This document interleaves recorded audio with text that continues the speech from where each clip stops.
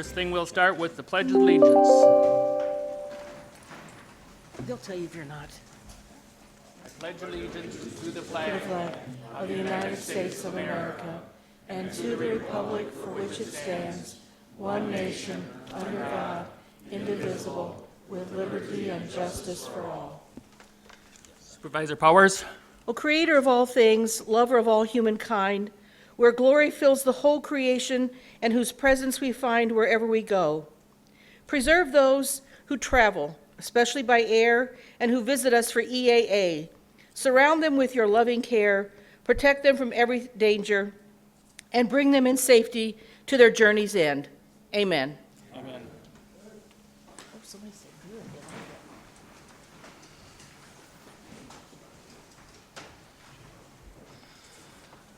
Do we have a motion for the adoption of the agenda this evening? Looks like you're checked in. Motion is made and second for the adoption of the agenda. Any discussion? Any discussion? Any discussion? Not hearing any. All those in favor signify by saying aye. Aye. Those opposed say nay. Carried. Before we have the audience or anyone that wishes to speak from the audience, pursuant to Rules 6.4, 8.1, and 10.1 of the 2022-2024 Rule of the Winnebago County Board Supervisors, the County Board Chair shall limit, tonight we're going to start with the 2 minutes. That's what it always used to be, is 2 minutes. And then when Shiloh was up here, and there wasn't as much, he went to 5 minutes, and then it kept going and going. So we're going to go back to 2 minutes, and if sometime along the road we can see, but tonight is the start. Tonight we are going to have a very small meeting, I'm hoping. It's going to be your July Christmas present. So, but we've got to start someplace. So tonight will be the first night. So anyone from the public that wishes to speak, please come forward to the lectern and state your name and address and tell us what you'd like to speak on, and the clerk will be doing the timing.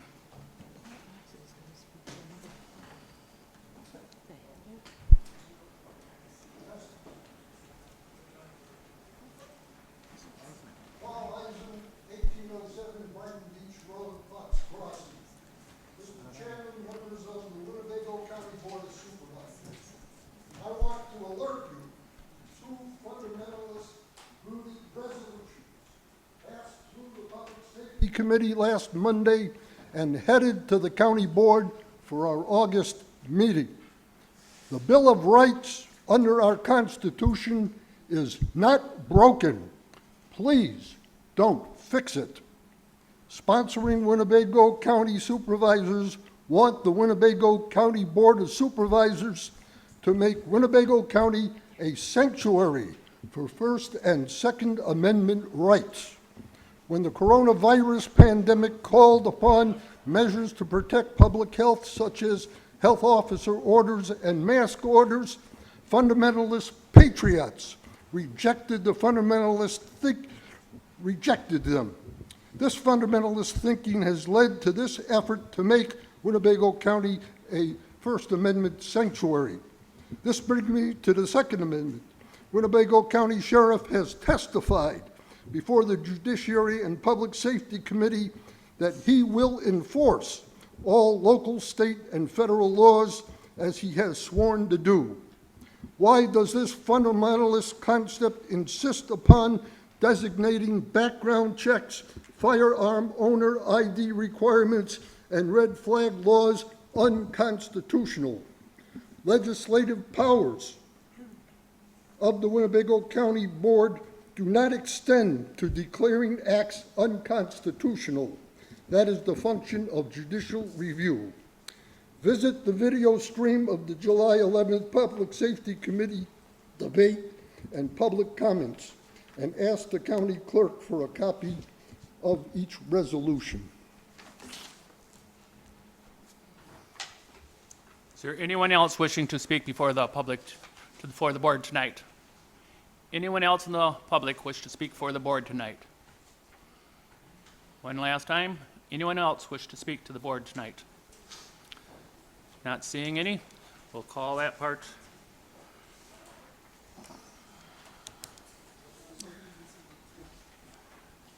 Next, communication, petitions, memorials, counts, commendations.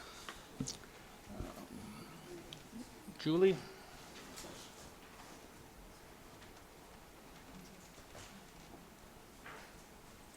Well, I'll try, oh yeah, Gertmer.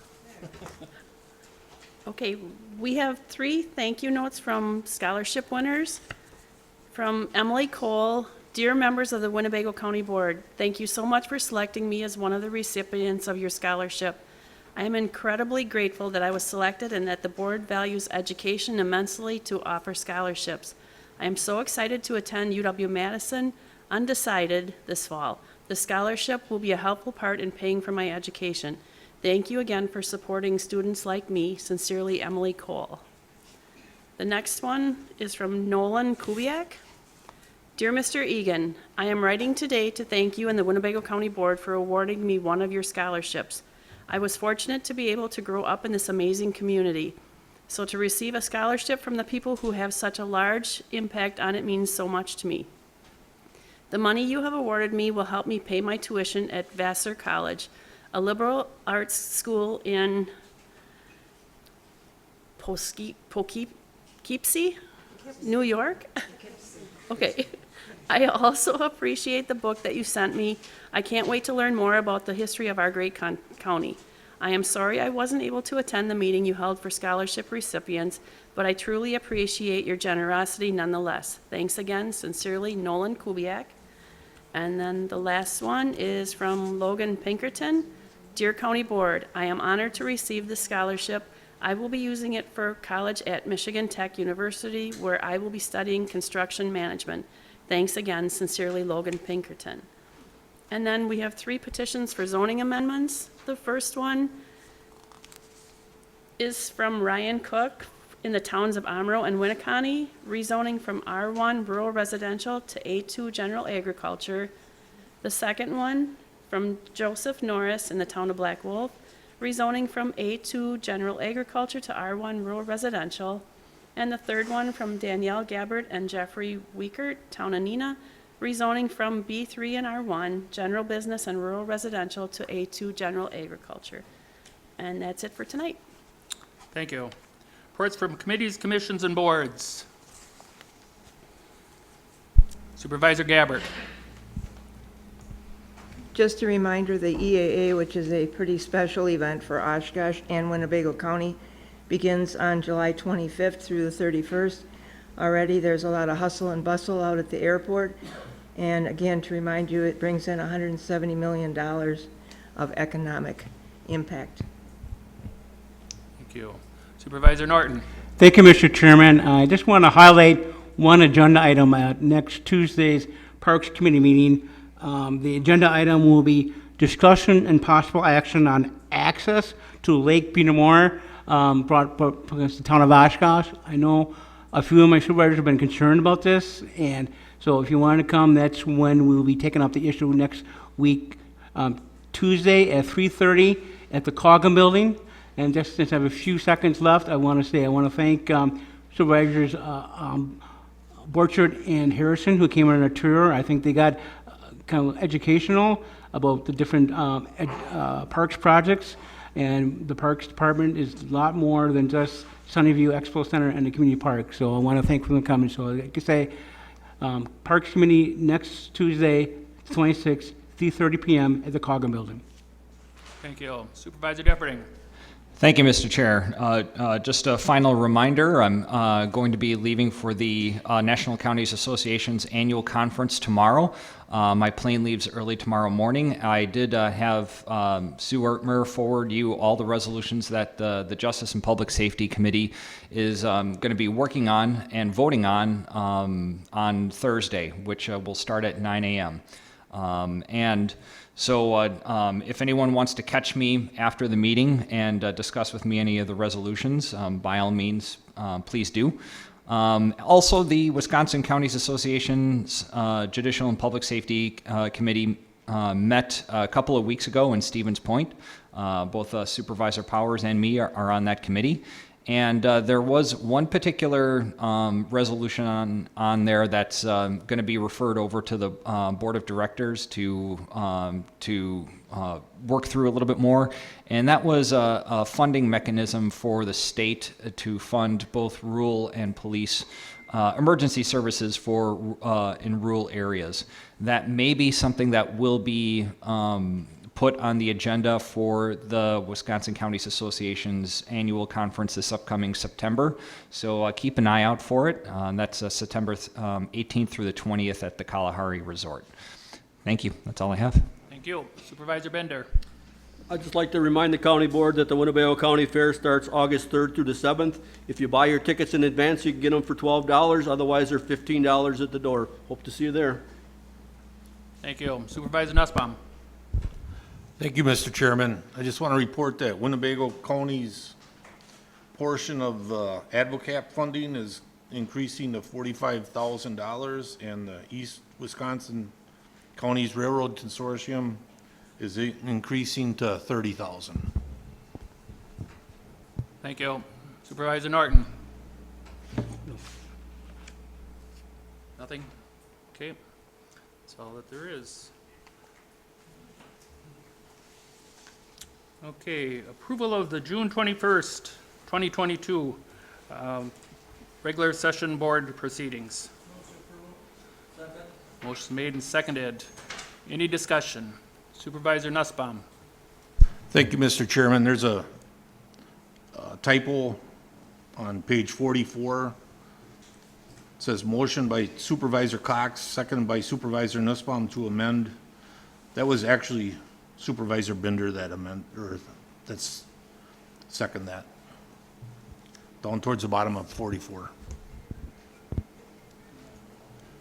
Okay. Can we just make that correction? Okay, that correction will be made. Any other discussion? Any other discussion? Any other discussion? All those in favor with the correction signify by saying aye. Aye. Those opposed say nay. Carried. County Executive Report. All right, thank you. Thank you to the board members and your reports from committees. You've made my report shorter, so I appreciate that. A few things I want to let you guys know operationally in the county, and some things that have gone on over the last couple of weeks. I want to start off with Sovereign State Days. For the first time in 55 years, the Sovereign State of Winneconne flag is flying at a county building. Yesterday, dignitaries from the village of Winneconne and I raised the flag at the Coughlin Building in honor of James Coughlin, who was the one and only president of Winneconne. 55 years ago, the village had a dot, but no name on the highway map. After a national contest to see what to do, they came up with secession. The story is one of resiliency and the tenacity of the Winnebago County residents, and I encourage anyone who has not heard of this story to research it to find out more. Employee Family Night. Earlier this month, Personnel and Finance Committee approved use of contingency funds for an Employee Family Night.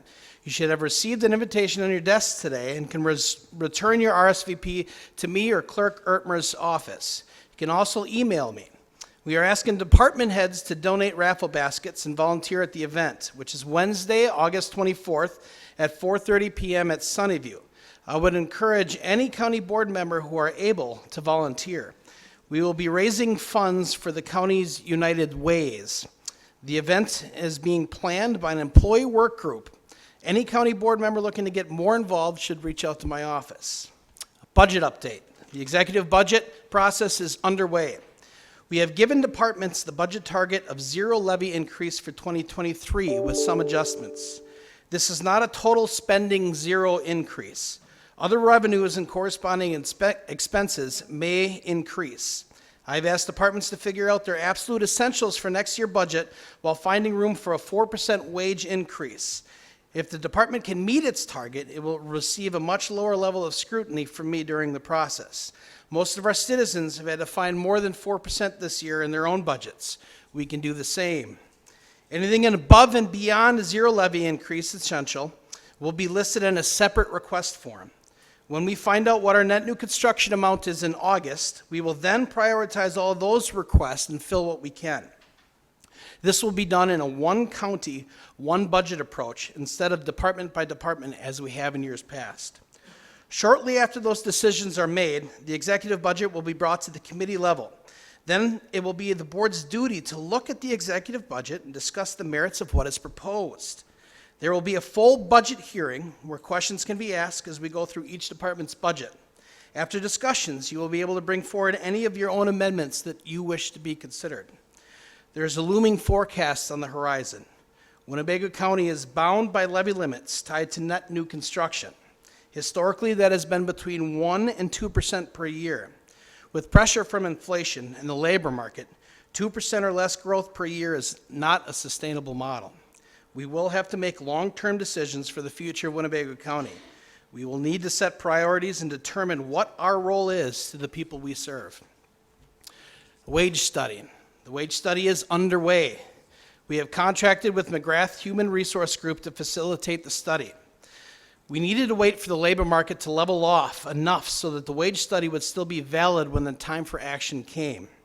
The last time we did a wage study, we undervalued manual labor. I can assure you that will not be happening this time around. Then overdoses. We've had 14 confirmed overdoses in the county with now 12 pending autopsies. And I wanted to report that what we have been doing in the county to address this crisis. We have made significant strides in addressing what we can. The Connect program is now operational on the first floor in the basement of the Orrin King building. Last year, the county board approved 3 new full-time positions to focus on this issue. This space is housing almost all of our diversionary programs and key community partners under one roof. In September, the 24/7 alcohol program will also be brought into this space, providing assessments and treatments to a program that has been strictly compliant in the past. We are hoping to get word on the opioid settlement coming in soon, and we do believe that the settlement will be able to fund this program fully into the future. The State Street Center has opened, providing a space for recovery for people dealing with substance use and mental health issues. During a walkthrough, I was presented a painting by one of the guests while thanking the county for giving him a space to stay sober for that day. This is a space for meetings, activities, and support to promote sobriety and mental well-being. And we've had over 130 guests go through there so far. $1.5 million of the Neighborhood Improvement Grant was allocated for the Solutions Recovery Center. This money will provide desperately needed sober living beds and improving their space to be ADA compliant so that all can come to seek recovery. These beds will allow people to come out of jail and be able to go to a sober living place where they can learn what recovery it is and how it is to live sober. We've also been distributing Narcan and fentanyl test strips, and I want to be very clear on this. This is not an effort to promote safe drug use. This is an effort to keep people alive long enough for them to find recovery, because sobriety is the goal. We need to be encouraging people to find recovery through sobriety while increasing consequences for those who refuse to comply with our diversionary program. We need to have some teeth behind it. People are dying, and those who are found to distributing these drugs need to be charged to the fullest extent of the law. Lastly, directors' positions. I want to thank this board for having the courage to approve a director of administration position last month. I am hopeful Director Collard's nomination will be approved today along with Director Habak. And I am also proposing a new Parkview administrator, Lindsay, hopefully I get this right, Lindsay Gazga Parrish. Did I do good? All right. And I'm excited for the potential of these 3 candidates. And I'd like the opportunity, since Lindsay is here tonight, for her to stand up and introduce herself so you can have a face to the name. Chairman, is that okay? Yes. Okay. Hi. Hi, my name is Lindsay Gaska Parrish. I currently work at Waupun Christian Home. It is a hospital organization, still a nursing home, but I am very excited to start this position. I work or live in Oshkosh, I should say, in the last 5 years, and so I'm just excited to work and serve the community where I live. So, thank you. Thank you. Thank you. And that is it for my executive report. Thank you. Yes, are you going to make your, yes, Mike? Oh, I'm sorry, Mr. Chairman. I have a question for the executive. Last Friday at our WCA Health and Human Services Steering Committee that I Supervisors Powers and Ponzer attended, Mark O'Connell gave a opioid settlement update, and he gave a report that counties or those getting part of that settlement had one of two ways of receiving their money. One is for one big lump sum, or another way, I think he called it securitization. I think that's where you could get amounts now and not have to wait. My question is, have we decided, and who will decide which way we will go? That's not on the agenda tonight, so I can't discuss it, but I will assure you we'll bring it to a future agenda. Well, so, Is that no, you haven't answered my question. I can't answer your question. My question is, who's going to decide? The board, you, who? The board makes all policy decisions when it comes to appropriating money. And who? Yes, I who will state What that. committee will that go through, if any committee? Can I ask that?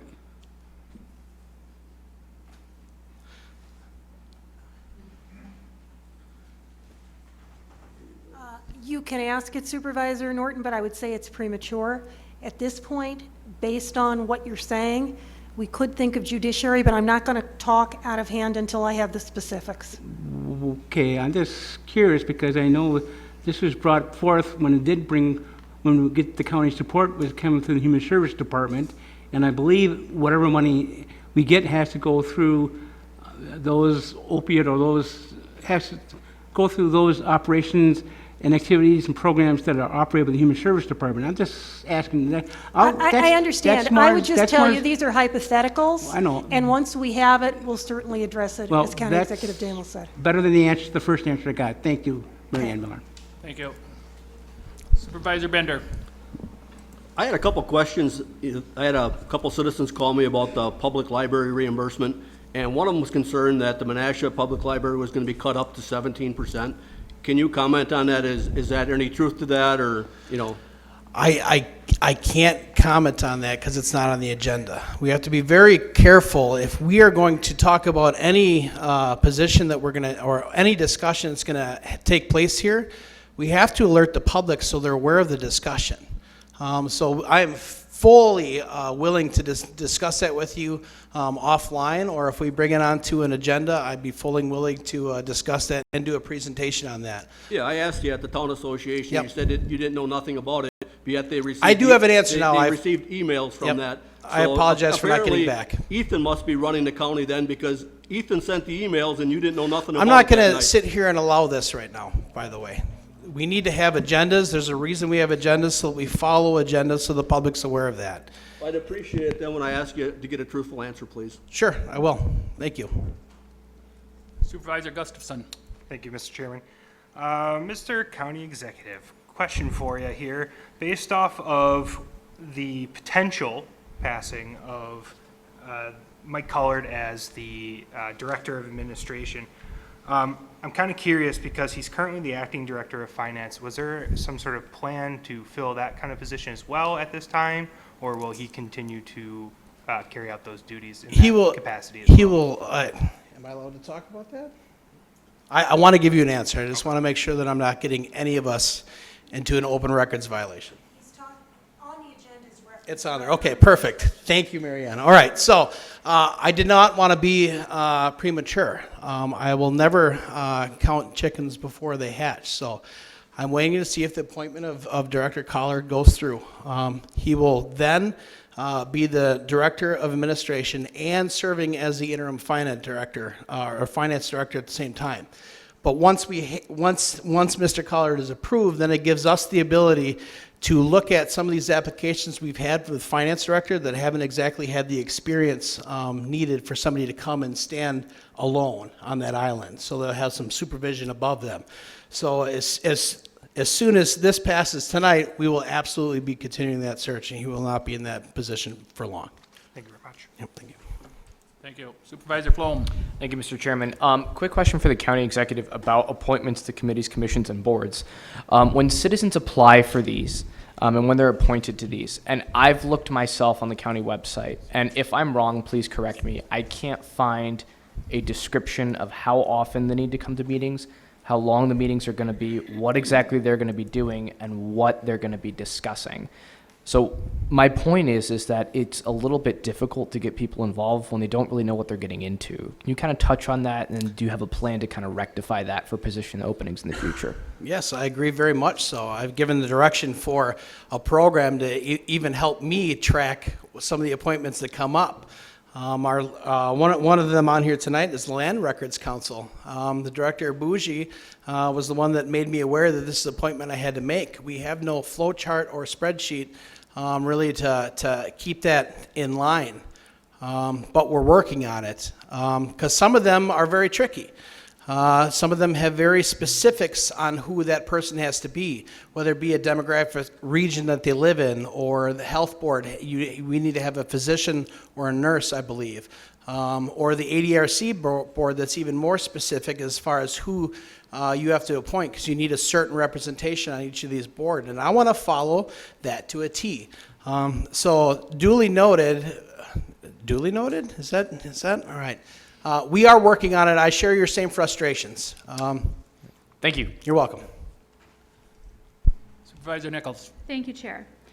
I'm new to county government, and so I'm working really hard to understand the budget process here. Could you review the process that you described tonight, please?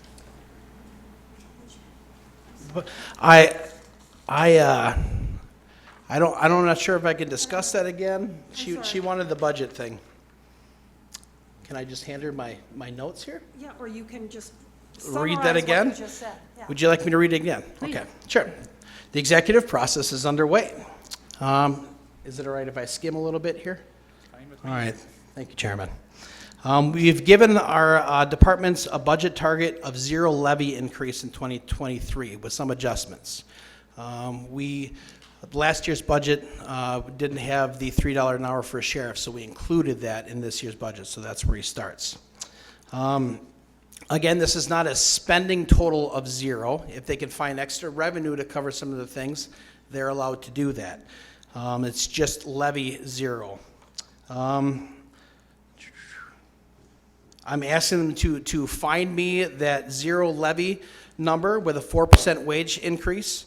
That's what I'm hoping to come for this year. And then after that, anything that's above and beyond critical for them in the levy, they will put on a separate sheet. So anything that goes above what our levy is. In August, when we get our number, whatever net new construction is, that was 1.15 last year. I believe it came to about $680,000. We will find that number and we will look at all of the requests countywide, and we will pick, prioritize from our end, and that's what we'll propose to you. Thank you for that. Is it appropriate to ask how that compares to last year's budget process or past practice? Sure. No, last year it was tough. We gave everybody a budget target, and me being a brand new county executive, we sat down in meetings and went one by one, whether you're in your target or not. We didn't separate needs or separate as one county. And just before that, we were predicting a 1.5% net new construction. It was only 1.15. So we already came in with targets that were wrong. Afterwards, after going through budget by budget, we approved a vehicle for this department, and then we couldn't approve a vehicle for this department. The vehicle was actually older. So by doing this for the smaller departments like Parks or Land and Water, and some of them, or Emergency Management, trying to find $40,000 in their small budget to purchase a vehicle, it allows them to put it on a separate sheet so it doesn't go into their budget, so they're not scrambling for that. And then we could look at those requests above and beyond and make wise decisions based on which vehicle actually needs to be replaced now. Is it the Parks vehicle that has a sign welded to the floor, or is it an Emergency Management vehicle that was actually pretty new? So it allows those extra things to be looked at holistically instead of department by department. Does that answer your question? I only have one under my belt, so I'm doing my best here. Sure. Yes, I think that answers most of my questions for Okay. right now. Thank you. And again, if anybody has any questions on the budget process, feel free to reach out to me or Director Collard for any answers. We are more than happy to help you with that. Not seeing any other lights, I thank you, and if you want to do your appointments now? Sure. All right, for the Board of Adjustments, reappointment of Greg Cargis. Mr. Cargis' term will expire on June 30th of 2025. Motion's made and seconded. Any discussion? Any discussion? Any discussion? Not hearing any. All those in favor signify by saying aye. Aye. Those opposed say nay. Carried. Land Records Council, appointment of Supervisor Mary Beth Gabbert. Supervisor Gabbert's term will expire on May 31st of 2023.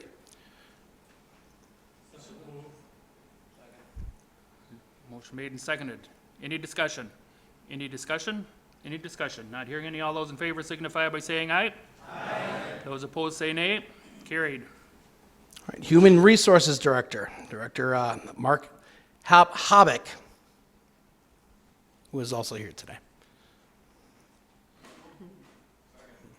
Motion made and seconded. Any discussion? Any discussion? Any discussion? Not hearing any. All those in favor signify by saying aye. Aye. Those opposed say nay. I do have a light on here, but it's too late. It's already called.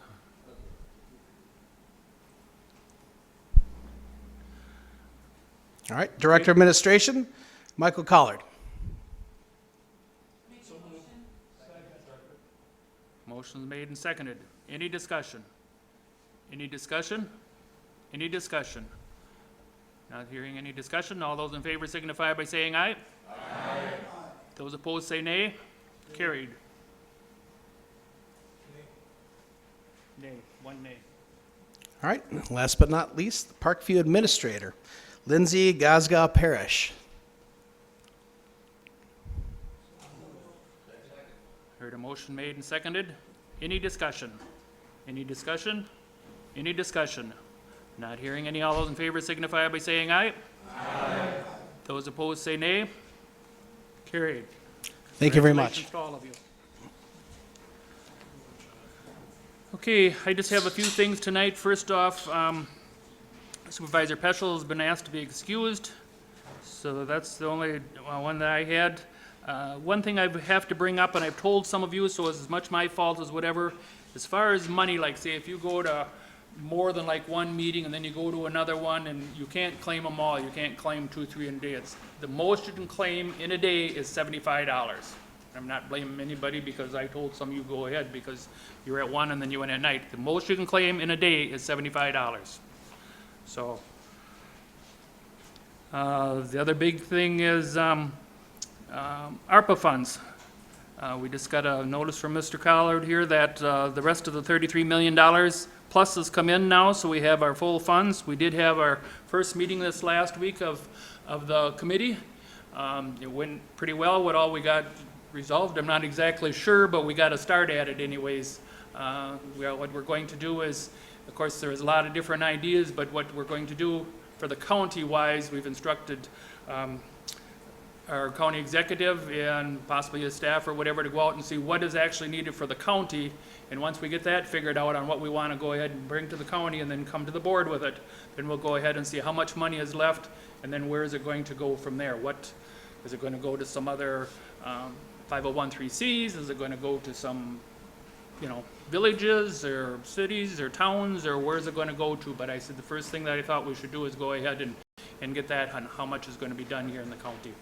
So, any questions on that? I'm going to push your button.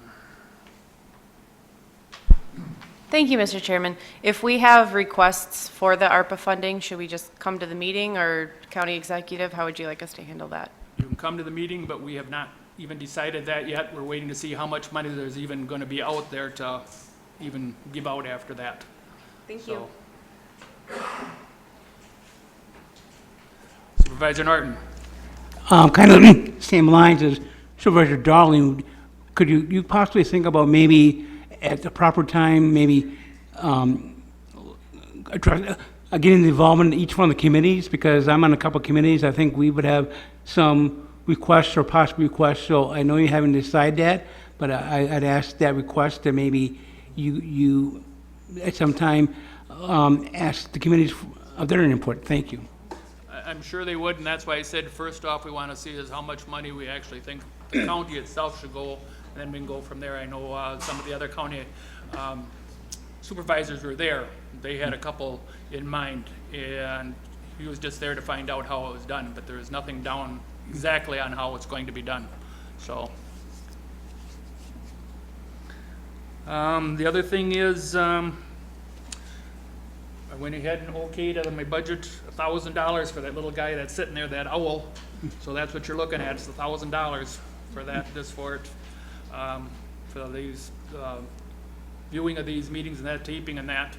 I know there's a lot of you that's really anxious to get the meeting minutes out, and I know this was started in April already, and I sat right here, and but sometimes these meetings can't just get out. I mean, they've got 3 in their office, and to get them all typed up and that, and they have to get to them within 10 days at least after the meeting, and if they don't get there within 10 days, so I'm going to I'm not going to say, because I can't blame it on Patty and her crew either, I'm going to kind of go to the IS committee and say, well, can you guys come up and see what's going to happen, where we can put it? I think, Mike, you sent me one that, what was it, like $20,000 Oshkosh had for a place for their storage? They said it was way too much. Yes, when I did finally get a hold of someone from the Oshkosh Community Media, and I asked what they do for storage. Yeah, you're right.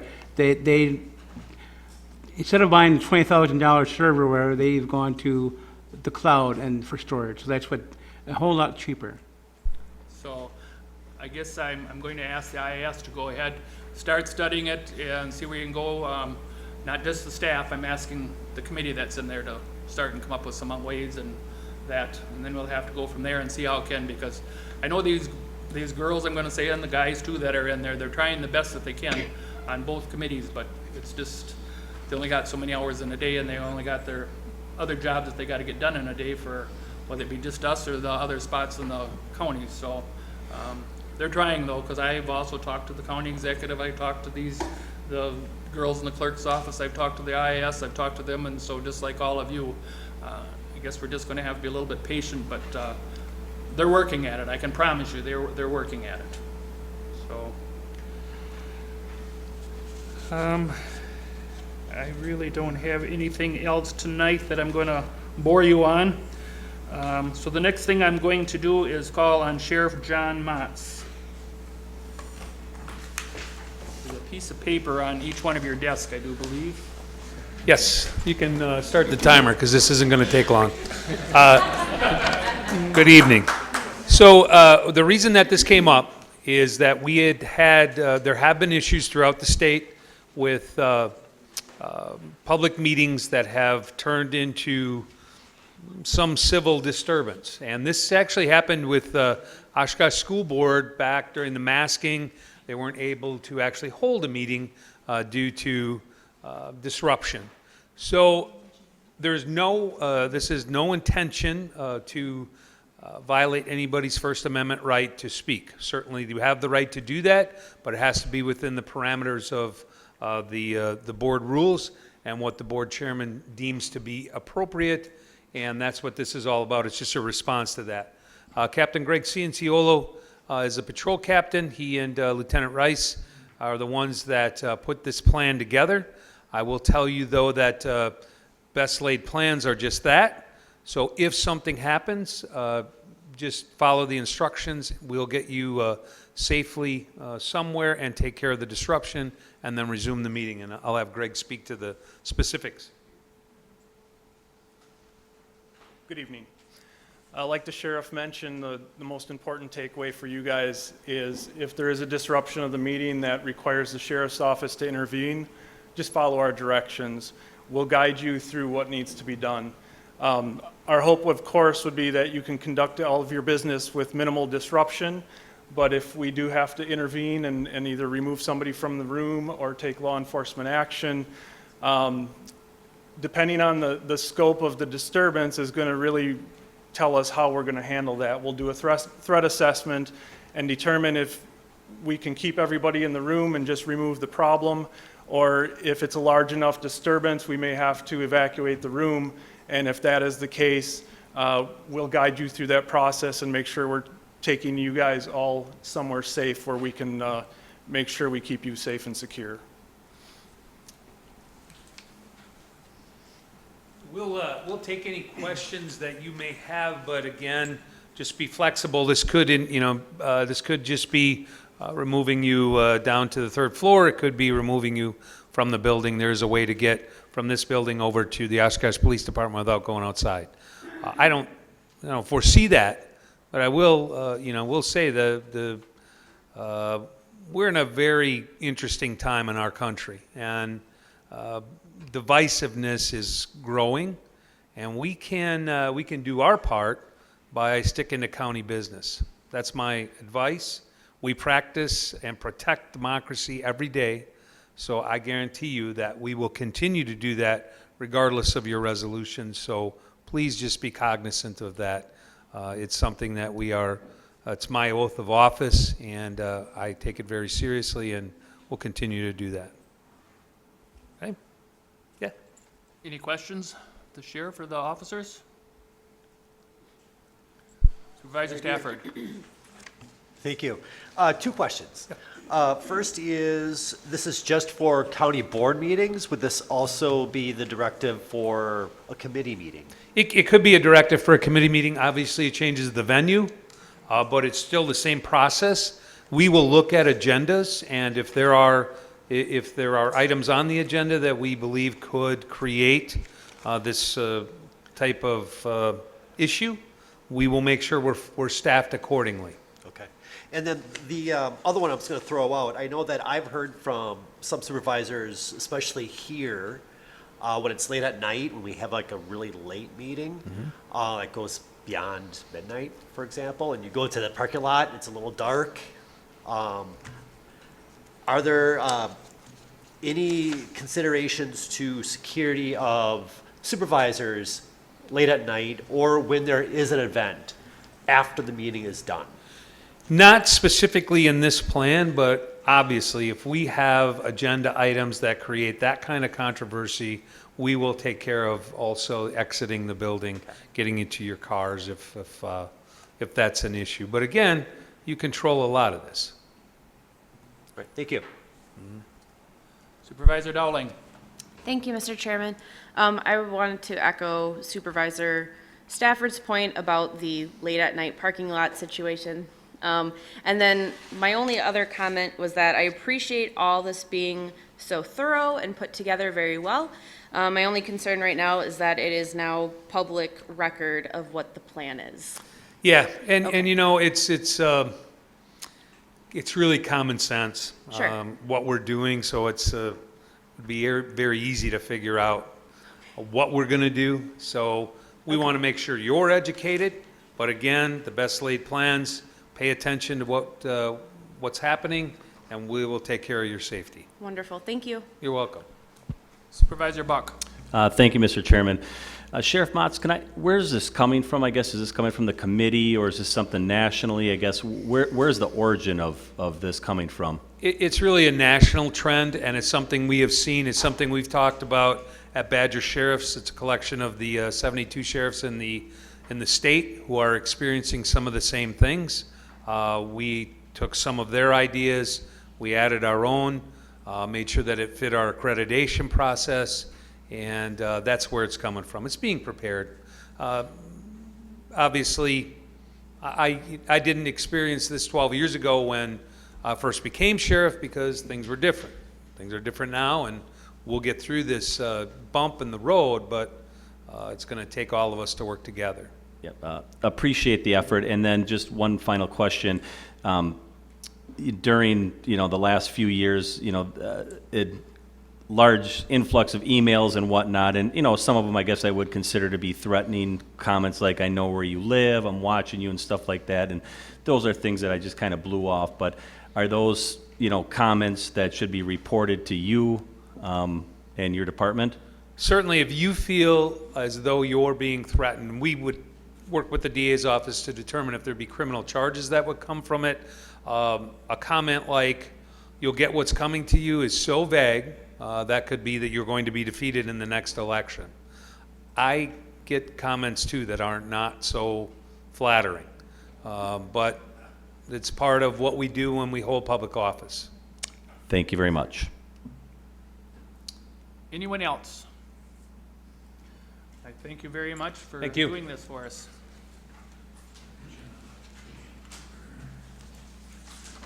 Okay, next up is UWO Fox Cities 2022 project presentation. Chancellor Andrew Levitt, Dr. Martin Rudd, and Joanne Reif, Executive Director of Facility Management. Dr. Rudd told me it'd be about 30 minutes. Let's hope not. Good evening, Board, Mr. Chairman. My name is Andy Levitt, and I'm the Chancellor at the University of Wisconsin-Oshkosh, and it's always a pleasure, though it doesn't happen very often, that I'm here. We're tonight here to lay out our plans for some requests that we have for the UWO Fox campus up in Menasha. I just want to preface this by expressing my appreciation to this board and to the people of Winnebago County for providing an educational opportunity for students. It's really a very, very important educational site within the county and certainly within the region, and we very much appreciate the very, very long-term support. It's an institution that's been around since before the 1930s, and of course it's been through a couple of different evolutions in that time, and most recently with the merger with the UW Oshkosh campus, we've become 3 campuses, 1 university. So I'm going to turn over to Joanne Reif, who's our campus facilities director, to go through the improvements that we're looking for. Thank you.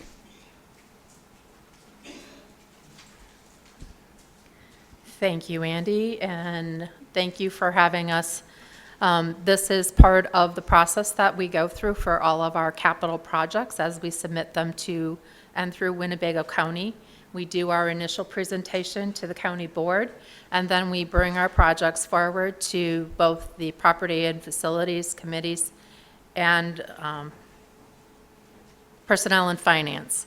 And so then we bring it back to the county board as a request to move forward with our projects. So tonight I want to be able to present the 3 projects that we have. We'll try. All right. And there we go. All right.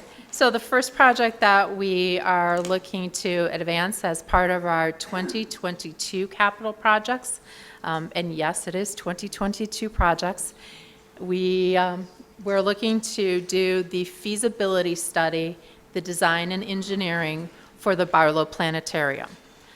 The Barlow Planetarium is one of the most utilized planetariums in the UW system for the state of Wisconsin. I'll talk a little bit more about that in a bit. We also are looking at doing a blacktop repair for the front entrance that comes off of University, no, can't get the streets right. Midway, thank you. Midway Road, and the main entrance there has several potholes that we need to repair and fix. And then the third part of the projects that we have is the maintenance that we need to do for the overall parking lots that are the north parking lots and the engineering lot.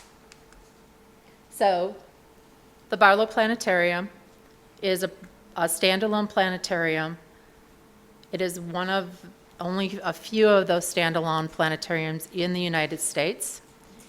It is at or near the top of similar facilities in the Midwest, including Michigan State, Delta College, Parkland College, and Ball State. In the UW system, the Barlow is the most attended and the highest admission revenue generating planetarium. The Barlow Planetarium serves more people and generates 3 times the revenue than the rest of the UW planetariums combined. We serve 23 out of 72 counties in the state. The current planetarium serves over 30,000 visitors per year with 1990s technology. The system that we're using in the planetarium is a ball projector that actually comes up from the floor. No, to it. So the picture on the right is actually showing the planetarium. Does this have a laser? No? So the center, yeah, comes up from the center of the floor. Thank you. All right. And we're looking to actually change out that technology to go from the version 2 to version 7 or 8, which is now coming out. That system overall is the equipment, the projector, and the software, and the computers that will actually operate that is going to be part of what is paid for by the university. It is the renovation of the facility and taking out that projection system from the middle of the floor and the renovations to the HVAC and the electrical that is needed to do that, which would be part of the county portion of the project. This is also a project that is split funded between Outagamie County and Winnebago County. So all projects at the Fox Cities campus are split projects between the two counties. All right. The original planetarium was built in 1961, and the renovated and the new planetarium location. And let me go back here.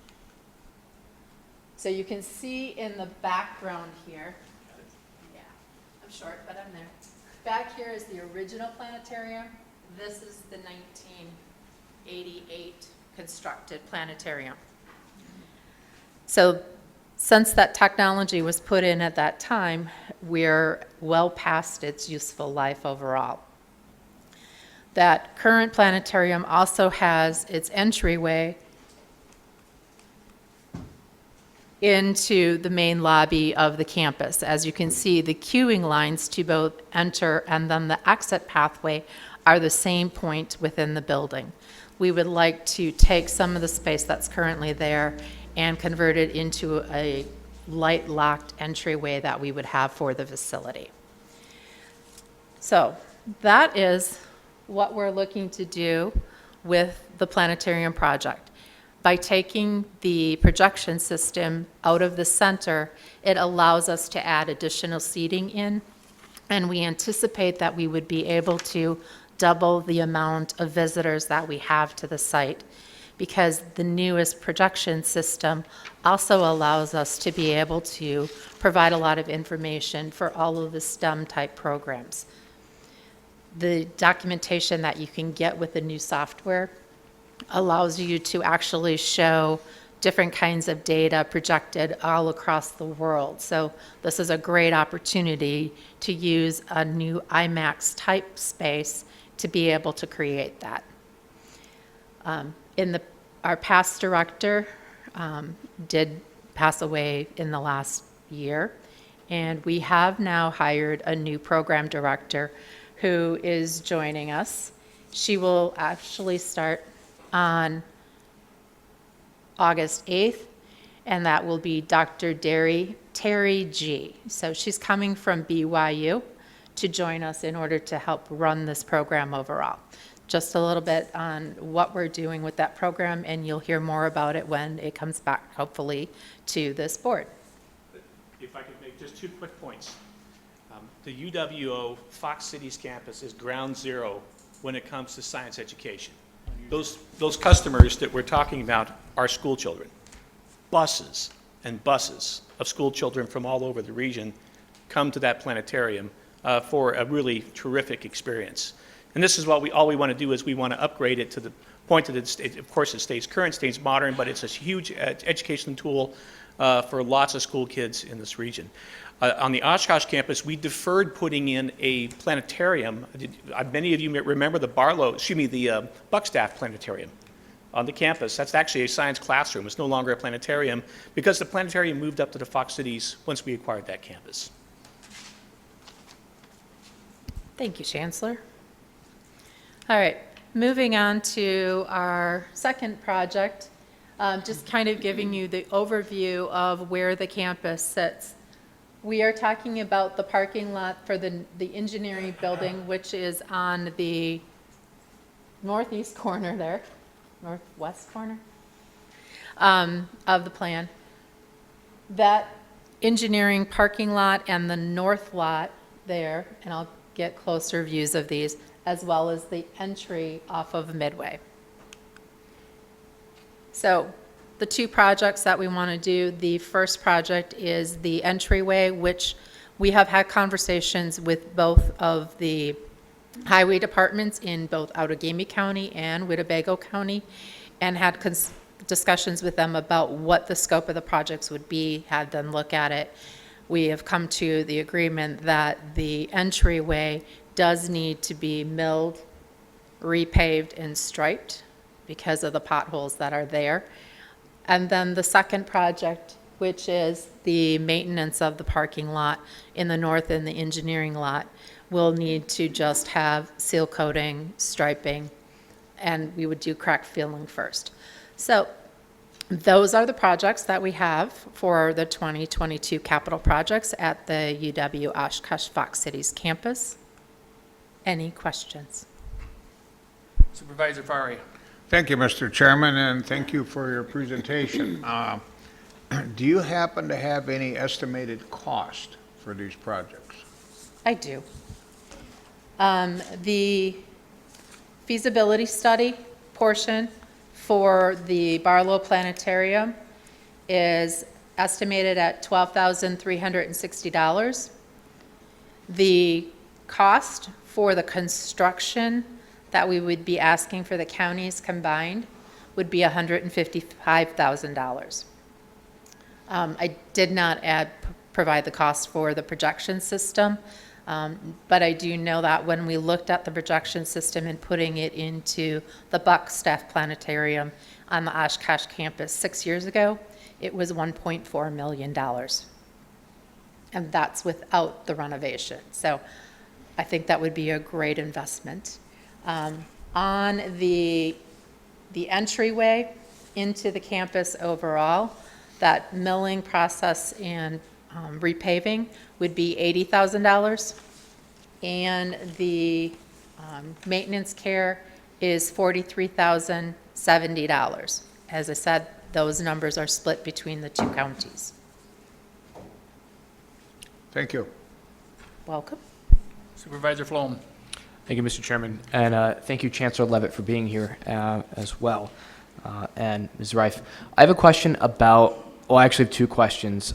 With the planetarium upgrades, I know that we're seeing some really cool photos of the James Webb Telescope. What exactly, will we have a clearer kind of picture up in the planetarium? How will it enhance? What exactly is going to improve it, or what you're exactly planning to put into the planetarium? And then the second thing is, do you have a revenue projection for the new planetarium or historical revenue streams for the planetarium? I'll take the second question first. Sure. I do not currently have the revenue projection for that. It's something that I can get and share with you overall. I can take the first. You want to take the first? It's the difference between analog and digital. The projection system we have now is an old analog system, so stars are fuzzy, those kinds of things. When we have a digital system, it's a much clearer, crisper image, also a much greater level of complexity in terms of the kinds of shows that we can have, and so it's something that's far more automated than the current mechanical system that we have. Thank you. Supervisor Gabbard. I had a bunch of questions, but, so you don't have a projected revenue, but could you tell us what, you said it's a good revenue maker for the university system. Do you have some past numbers? I don't have them off the top of my head. The revenue that is generated from the planetarium goes to pay the salary and the maintenance of the equipment currently. So I don't have those numbers with me Salary tonight. of the director or salary of the director and others? Salary of the director and the technician that runs the programs. So I guess I would appreciate those numbers. Okay. Also. But thank you again for your good presentation. Mr. Chairman, if I can, this is Martin Rudd, Assistant Chancellor. I don't know if I am able to speak. Yes, go ahead. Okay, thank you. I do have some figures for the revenue. So the salary of the director, now called the program outreach manager, and the staff programmer with benefits total about $130,000 per year. Prior to COVID, the Barlow Planetarium was bringing in between $140,000 and $150,000 a year of revenue, with some additional programming that they were doing specifically around summer camps. During COVID, and in fact since the passing of Alan Pesh last year, we've been down to a single staff member who's been running the shows and bringing them back as the school groups and public have returned to shows. So while the Barlow Planetarium in 2020 and 2021 did experience some revenue losses, as did many other entities that were forced to shut down because of COVID. This year we've seen a bounce back, and so revenue this year has been, or will be, was, because we just ended our fiscal year on June 30th, was about $90,000 this past year. So the projections are part of the work that the feasibility study will do. We've had our UWO, Fox Cities Foundation, do some preliminary work with Strang, who were the original architects on this. And it was them that helped provide some guidance that the updated equipment from the Digistar 2 to the Digistar 7 or 8 that Chancellor Levitt talked about would not only be able to increase the complexity of the shows, it would actually connect the Barlow Planetarium with other Digistar 7 and 8 projection systems around the US so that they can share shows. And so they can do, so at the moment, as Chancellor pointed out, we do analog programming on our Sun workstations and our Windows 95 computers, because those are the era of the Digistar 2 equipment that's in there. So the equipment upgrade is one part of it.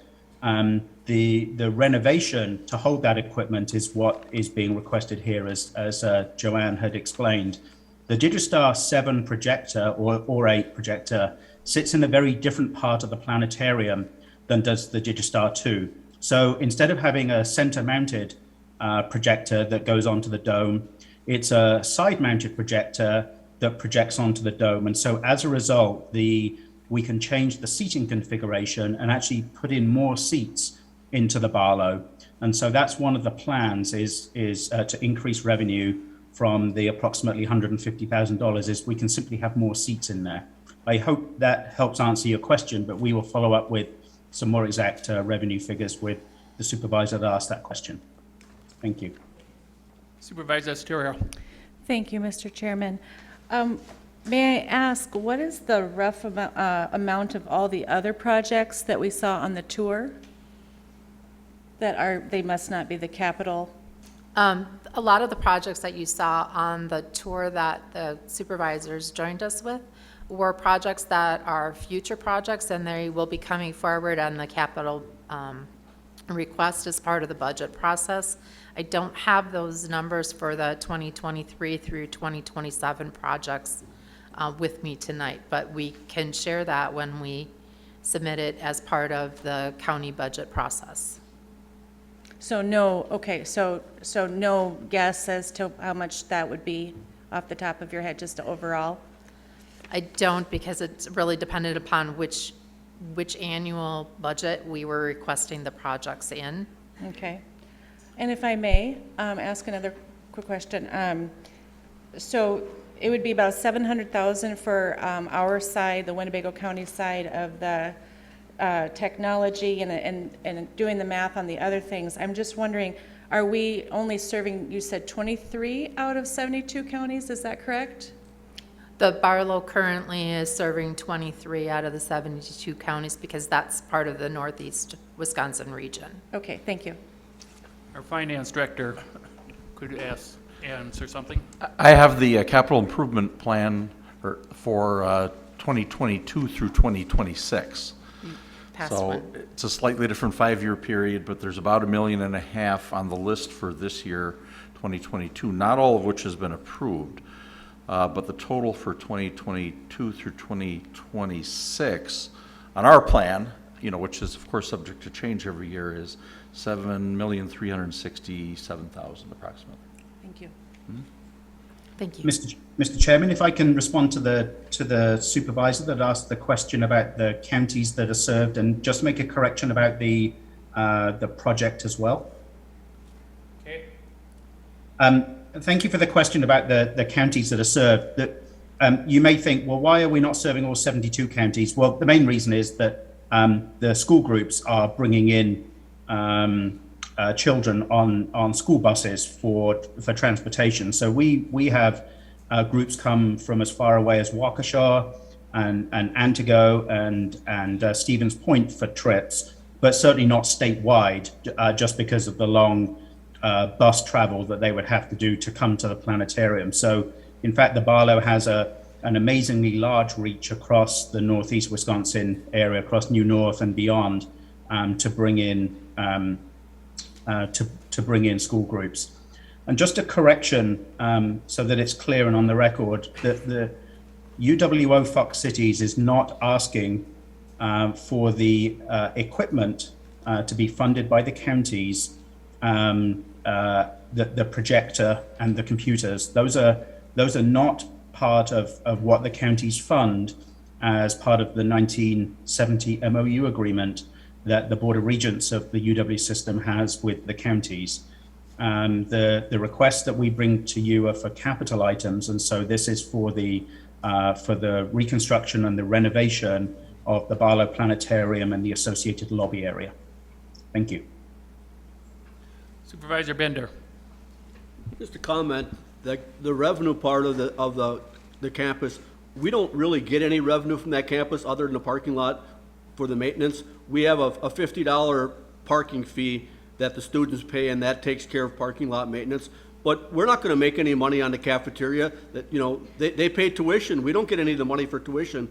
What we are trying to provide is a quality education for the young adults so that they stay in the valley, and basically our businesses have a pool of people that they can hire. You know, it's not a revenue generating facility, that campus. It's basically an expenditure for both counties. Outagamie County and Winnebago County, we share the expense equally. Basically, you took that building and turned it upside down. Whatever would fall on the floor, the university pays for. Whatever would stay intact, the counties pay for. So there's no revenue for us in any of these projects other than the fee they pay for parking, which is $50 a semester. The rest of it is to provide a service so we can get the young students to come, and when they come, hopefully they'll stay here, and our employers will have a good pool of people to hire. You know, I had neighbor kids, they went to school in Madison. You know what? They're all working in Madison. You know, so it's like if we don't provide this, we won't be able to have employers because they won't be able to find the people to fill the jobs. So it's not a revenue maker for this county. It's a service we provide, so hopefully we get qualified young adults to fill the jobs that we need. Thank you. I see no other questions, so unless you have something else. Thank you. Thank you very much. Thank you.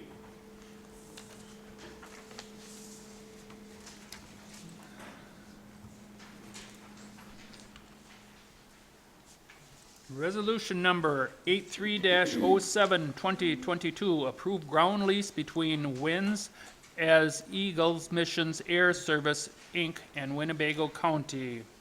Supervisor Gabbert.